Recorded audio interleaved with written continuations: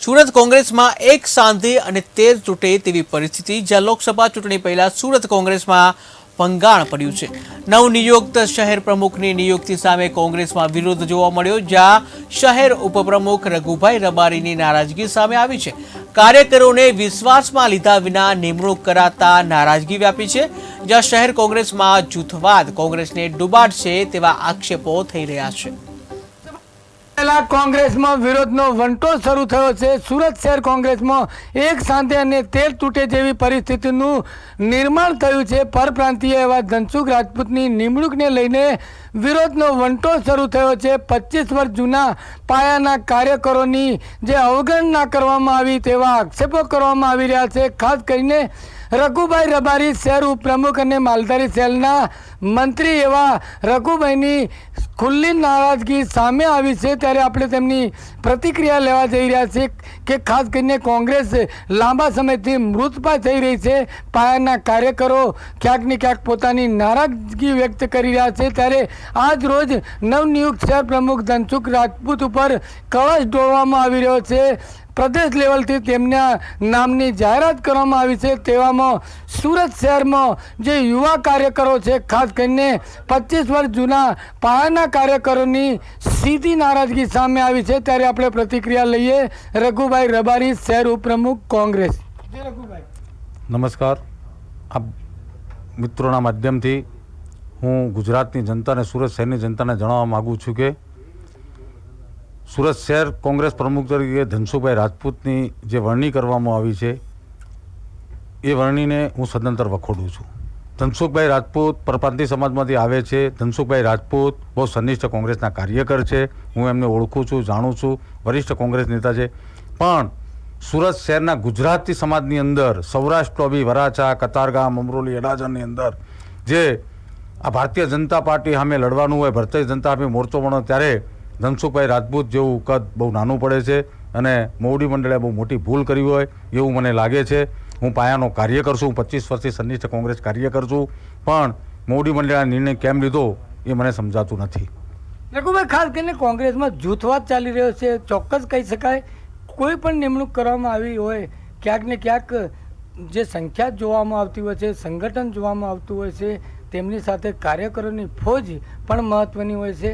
એક પરપ્રાંતીય જેઓ સુરત શહેરમાં વસ્યા છે, પરંતુ એમની સાથે કેટલા લોકો છે, શું કહી રહ્યા છો? વાત તમારી સાચી છે। કદાચ કોંગ્રેસની અંદર જૂથવાદ છે, પણ જૂથવાદ છે કોંગ્રેસમાં, મતભેદ છે પણ મનભેદ નથી। કોંગ્રેસ પાર્ટી, હું કોંગ્રેસનો કાર્યકર છું અને અત્યારે આપ લોકોના મીડિયાના માધ્યમથી હું કહેવા માગું છું, હું કોંગ્રેસનો કાર્યકર છું અને રહીશ। મારું કોંગ્રેસમાંથી અજુરા, પણ આ નિર્ણય કોંગ્રેસ પાર્ટી ફેરવી તોડે તો સારું છે। જૂથવાદ છે, હું માનું છું, માનીતાઓને વિધાનસભાની અંદર, કોર્પોરેશનની અંદર વારંવાર ટિકિટો માટે જે સગાવાદ ચાલી રહ્યો છે એ બી કોંગ્રેસમાં થોડીક નારાજગી છે એ હું માનું છું। લોકસભાની ચૂંટણી નજીક આવી પહોંચી છે, તેવામાં ક્યાંક ને ક્યાંક આવા પાયાના કાર્યકરોની નારાજગી, શું કોંગ્રેસમાં આનું નુકસાન થઈ શકે છે આગામી? 100% કોંગ્રેસને નુકસાન થઈ શકે છે। ખાસ કરીને કોંગ્રેસમાં કોઈ એવા કદાવર નેતાઓ નથી, ખાસ કરીને સૌરાષ્ટ્ર લોબી હોય, ઉત્તર ગુજરાતના હોય, શા માટે પ્રદેશ લેવલથી આવા જે નિમણૂકો કરવામાં આવી રહી છે, ક્યાંક ને ક્યાંક પાયાના કાર્યકરોની જે સાંભળવામાં નથી આવ્યા, શું આની અસર આગામી લોકસભા ચૂંટણીમાં થઈ શકે? 100% આની અસર આગામી લોકસભા ચૂંટણીની અંદર થઈ શકે છે અને પાયાના કાર્યકરોનું અવલોકન કરવામાં આવી રહ્યું છે, બરાબર, અને સનિષ્ઠ કોંગ્રેસ કાર્યકરોને હોશિયામાં ધકેલી દેવામાં આવ્યા છે, બરાબર। આનું પરિણામ કોંગ્રેસ પાર્ટીએ ભોગવવાનું રહેશે એ હું સ્પષ્ટપણે માનું છું અને હું ભવિષ્યમાં બી તમને કહી દઉં છું કે કદાચ કોંગ્રેસ પાર્ટી જો હજુ બી સજાગ નહીં થઈ થાય તો રાજીનામા પડવાની તૈયારીઓ રહેશે। આજે તો હું આપ મીડિયાના મિત્રોના માધ્યમથી જણાવું છું કે હું કોંગ્રેસી છું, હજુ હું કોંગ્રેસમાં જ છું, પણ કોંગ્રેસ જો પોતાની પરિસ્થિતિ નહીં સુધારે, પોતાનું વલણ નહીં સુધારે તો કોંગ્રેસે ભવિષ્યમાં ભોગવવાનું રહેશે।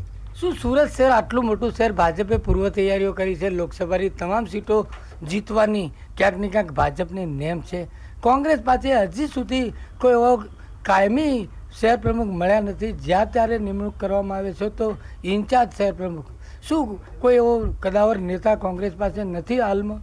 છે, કોંગ્રેસની પાસે કદાવર નેતાઓ ઘણા બધા, એક નહીં, કોઈ તો આંગળીના વેઢે ગણતા છે। ભાજપમાં તો આંગળીના, કોંગ્રેસની અંદર આંગળીના વેઢે ગણવાની જરૂર નથી, હજારો નહીં 100 લાખોની સંખ્યામાં છે, પણ પાર્ટીમાં જૂથવાદ છે જૂથવાદના કારણે જ કોંગ્રેસનું પતન થઈ રહ્યું છે.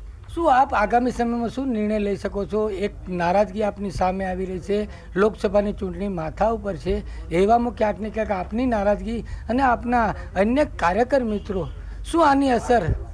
મારી સાથે હજારો કાર્યકરો છે, પણ મેં અત્યારે કોઈને બોલાવ્યા નથી. મેં પોતે જ ડિબેટ કર્યું છે અને હું હજુ બી કોંગ્રેસ અત્યારે પોતાનો નિર્ણય ફેરવી તોડે અને કંઈક નવું વિચારે તો હું સારું છે, નકર આગામી લોકસભાની અંદર કોંગ્રેસને આનું માઠું પરિણામ ભોગવવાની તૈયારી રાખવી પડશે. ત્યારે આપ જોઈ રહ્યા છો લોકસભા ચૂંટણી આડે માંડ ગણતરીના દિવસો બાકી છે. આજ રોજ નવનિયુક્ત શહેર પ્રમુખના નામે જે ધનસુખ રાજપૂત ઉપર કળશ ઢોળાઈ રહ્યો છે, તેની સામે પાયાના કોંગ્રેસના કાર્યકરોની જે નારાજગી સામે આવી છે. શહેર ઉપપ્રમુખ રઘુભાઈ રબારીએ ક્યાંક ને ક્યાંક લોકસભા ચૂંટણીમાં જો કોંગ્રેસ આ નિર્ણયમાં કંઈ ફેરબદલ નહીં કરે તો ચોક્કસ પરિણામો પર તેની સીધી અસર પડશે. પાયાના કાર્યકરો ક્યાંક ને ક્યાંક જે કોંગ્રેસમાં કામગીરી કરતા હશે તે ચોક્કસ નારાજ થશે. ત્યારે માલધારી સેલના જે મહામંત્રી પ્રદેશ તેમજ પ્રમુખ એવા રઘુભાઈ રબારીએ ક્યાંક ને ક્યાંક કોંગ્રેસને એક મેસેજ આપ્યો છે. ત્યારે જોવાનું એ રહ્યું કે આજે આ નિમણૂક કરવામાં આવી રહી છે તેમાં કંઈ ફેરબદલ કરવામાં આવે છે કે શું. કેમેરામેન આરિફ સાથે બલદેવ દેસાઈ, KTV ન્યૂઝ ગુજરાતી, સુરત.